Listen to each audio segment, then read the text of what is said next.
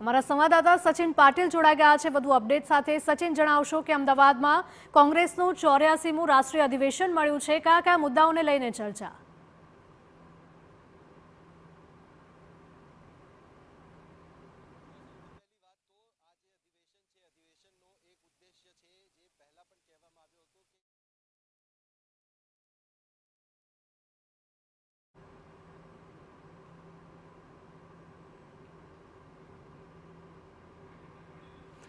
કોંગ્રેસના 1800થી પણ વધારે ડેલિગેટ્સ બેઠકમાં ભાગ લેવાના છે, ત્યારે સીડબ્લ્યુસીની બેઠકમાં રજૂ થયેલા પ્રસ્તાવ ઉપર અધિવેશનમાં મહોર લાગશે। સંગઠન, આર્થિક, સામાજિક, રાજકીય સહિતના ઠરાવો પર મહોર લાગશે તેવું કહેવામાં આવી રહ્યું છે। ત્યારે જિલ્લા કોંગ્રેસ સમિતિઓને સશક્ત બનાવવા પર નિર્ણય લેવાઈ શકે છે।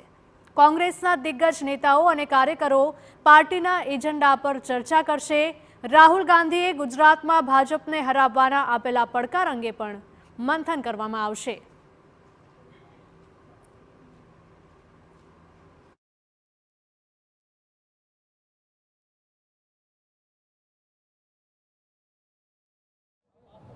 હા,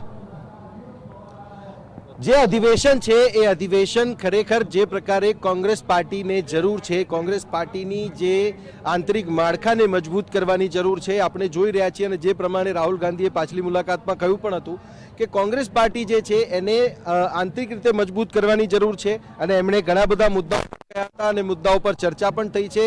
અને આ જે અધિવેશન છે, આ અધિવેશન પહેલા પણ અધિવેશનો થયેલા છે ગુજરાતમાં, અને એના મુદ્દાઓ જે છે મુદ્દાઓ પર ગઈકાલે વિસ્તૃત ચર્ચા થઈ છે। જે વિસ્તૃત જે સીડબ્લ્યુસીની બેઠક થઈ છે એમાં કોંગ્રેસના જે નેતાઓ છે, કોંગ્રેસના જે પૂર્વ નેતાઓ, પૂર્વ અધ્યક્ષો રહી ચૂક્યા છે, જેમની આગેવાનીમાં બેઠકો થયેલી છે અગાઉ ગુજરાતમાં પણ, ત્યારે એ બાબતોને લઈને અને સાથે જ સાથે મેં કહ્યું એ પ્રમાણે કે સાંપ્રત પરિસ્થિતિ ગુજરાતની અને દેશની જે પ્રકારની રહી છે, ત્યારે એ મુદ્દાઓ પર વિસ્તૃત ચર્ચા ગઈકાલે થઈ છે। મનીષભાઈ, જિલ્લા સ્તરે સંગઠનને મજબૂત કરવાની વાત, આ સિવાય પણ બીજા મુદ્દાઓ પર ચર્ચા થઈ છે। શું એ મુદ્દાઓ છે? કઈ રીતે સંગઠનને મજબૂત કરવાના દિશામાં કોંગ્રેસ હવે આગળ વધશે? જરૂર પણ છે, છેલ્લા કેટલાય વર્ષોથી કોંગ્રેસની સ્થિતિ ગુજરાતમાં મજબૂત નથી દેખાઈ। અખિલ ભારતીય રાષ્ટ્રીય કોંગ્રેસની ઐતિહાસિક અધિવેશન સાબરમતીના તટે, જ્યાં પૂજ્ય મહાત્મા ગાંધીએ અંગ્રેજો સામે જન આંદોલન કરીને સત્યના અહિંસાના માર્ગે આગળ વધ્યા, અને આપણે જોઈએ છીએ કે ગાંધીજીના નેતૃત્વમાં આ દેશ આઝાદ થયો। આજે એ વાતને લઈને કોંગ્રેસ ગુજરાતમાં ગાંધી સરદારના ગુજરાતની અંદર જ્યારે સાબરમતી તટે અમારું અધિવેશન મળવા ગયું, અમારા સન્માનીય અધ્યક્ષ આદરણીય મલ્લિકાર્જુન ખડગેજીના અધ્યક્ષસ્થાને આ અધિવેશન મળવા જઈ રહ્યું છે। આ ઐતિહાસિક અધિવેશનમાં સમગ્ર દેશને દિશા નિર્દેશ મળે, ખાસ કરીને જનતાને ન્યાય શું આપી શકાય અને કોંગ્રેસ કેવી રીતે ન્યાય પથમાં માધ્યમ બને, એટલે કોંગ્રેસના સંગઠનને મજબૂત કરવાની રાહુલજી જે વચન કરી રહ્યા, કાલ કોંગ્રેસ વર્કિંગ કમિટી અમારી સર્વોચ્ચ છે, એમાં પણ આદરણીય સોનિયાજી, આદરણીય રાહુલજી, ખડગે સાહેબ સહિત તમામ વરિષ્ઠ એક જ ચિંતા કરી કોંગ્રેસને કેવી રીતે મજબૂત કરવાની। એનો સૌથી મોટો ભાગ છે એ આગામી દિવસોની અંદર જે નિર્ણયાત્મક તરફ અમે આગળ વધવાના, એ જિલ્લા કોંગ્રેસ સમિતિ અને બ્લોક કોંગ્રેસ સમિતિને સશક્ત બનાવવાની, અને એના માધ્યમથી કોંગ્રેસનો પ્રદેશ સશક્ત થાય, અને પ્રદેશ સશક્ત થાય તો જનતાને મોંઘવારીમાંથી મુક્તિ મળે, બેરોજગારીમાંથી મુક્તિ મળે, અસમાનતામાંથી મુક્તિ મળે, અને સામાન્ય જનતાને ન્યાયનો અધિકાર મળે। હેમાંગભાઈ, જે પ્રકારે રાહુલ ગાંધીએ પહેલા પણ કહ્યું।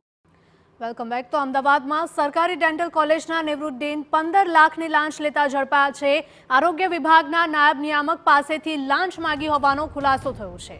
ફરિયાદી અગાઉ ભાવનગર ખાતે નાયબ નિયામક તરીકે બજાવતા હતા ફરજ।